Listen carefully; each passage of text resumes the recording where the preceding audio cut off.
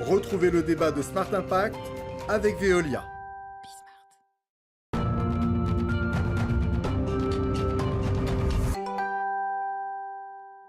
Je vous présente tout de suite les invités de notre débat. Laurent Esposito, bonjour, le directeur d'Imagine 2050, et Juliette Keff, bonjour, la cofondatrice, présidente de Vert.eco. C'est quoi, c'est un média indépendant, c'est ça? Oui, Vert, c'est un média d'actualité en ligne qui est spécialisé sur l'écologie.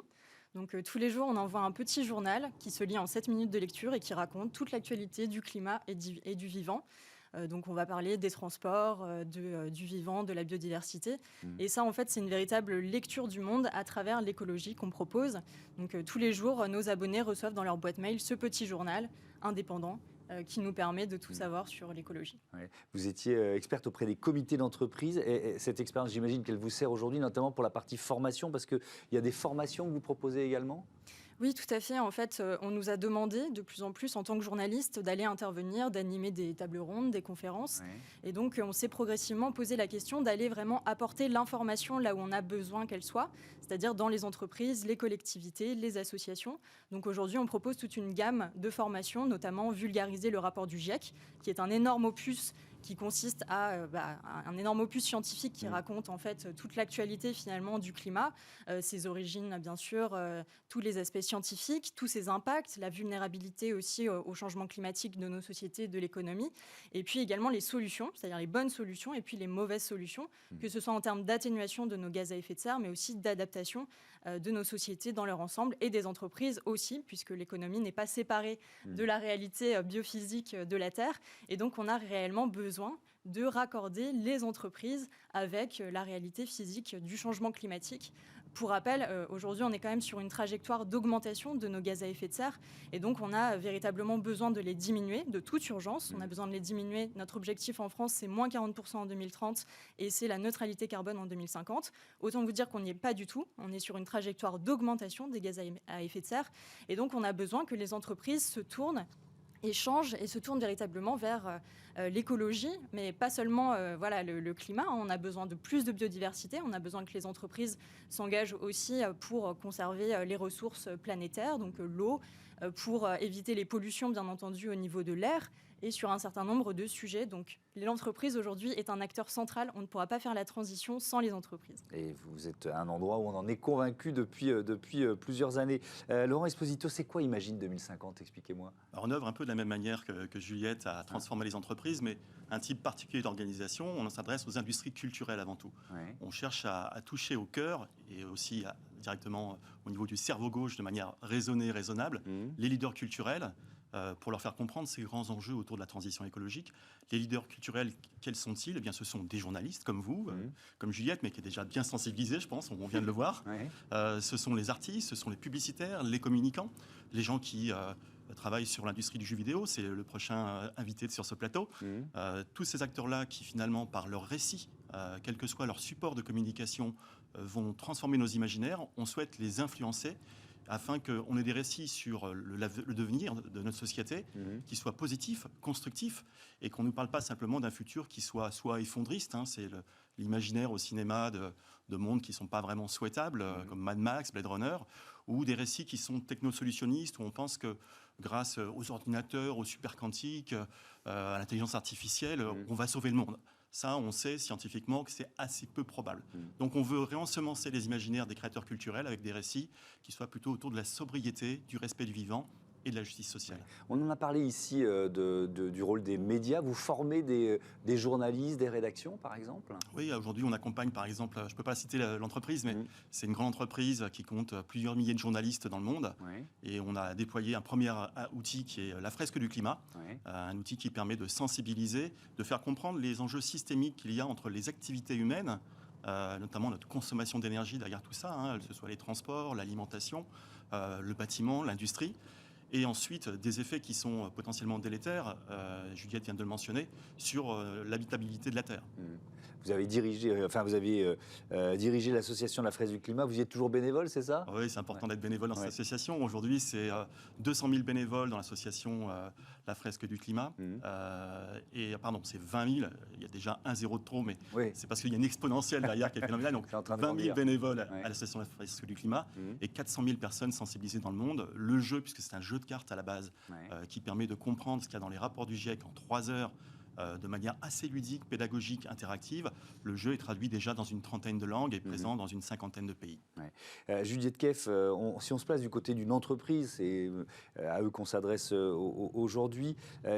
Est-ce que tout le monde a besoin d'une formation? Vous voyez ce que je veux dire? Est-ce qu'il faut que les salariés, il n'y a pas que le président ou les cadres, ça va des salariés au COMEX, d'une certaine façon. Il faut que tout le monde parle un peu le même langage? C'est exactement ça, c'est-à-dire qu'aujourd'hui, on ne peut pas se contenter de former le top management.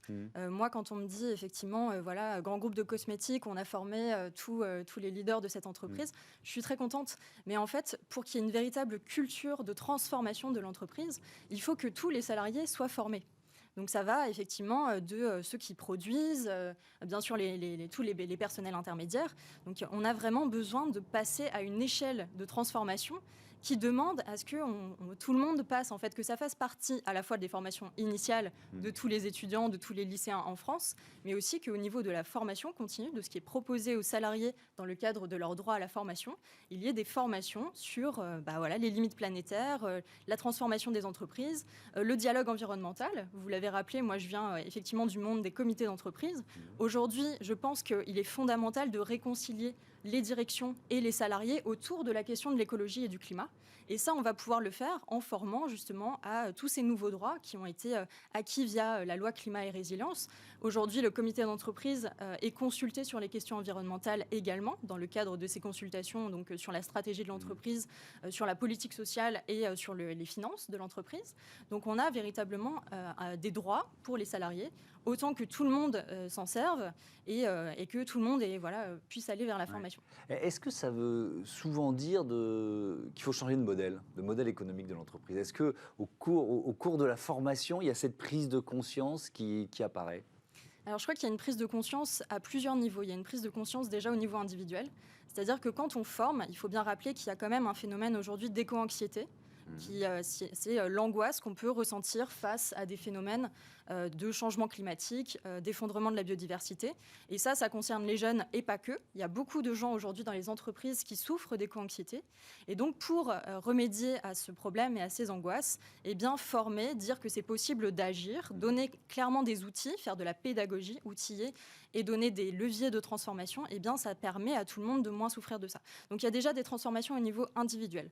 Les gens se rendent compte aussi qu'ils ne sont pas simplement des consommateurs. Ils ont des rôles sociaux qui sont bien plus variés. Ils vont aussi être des salariés, ils vont aussi être des parents, ils vont aussi être des membres peut-être d'associations ou s'engager en politique.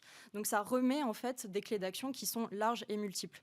Et au niveau de l'entreprise, bien sûr, la question du modèle économique de notre société est très important. Aujourd'hui, on a un certain nombre d'experts. Le Shift Project, par exemple, qui a publié un énorme opus, un énorme rapport pour décarboner notre société, le dit bien. Il faut bien sûr aller vers des questions de réduction et de sobriété. Donc ça passe aussi, je le pense, par un modèle de transformation des entreprises qui redistribue aussi le pouvoir à l'intérieur des entreprises, qui inclut plus les salariés et du coup qui permet à tout à chacun de prendre ses responsabilités et de s'engager plus en avant dans la transformation de notre modèle économique de manière plus générale. Laurent Esposito, est-ce que la fiction, le récit, c'est un levier particulièrement efficace pour vous, parfois peut-être plus efficace que d'autres?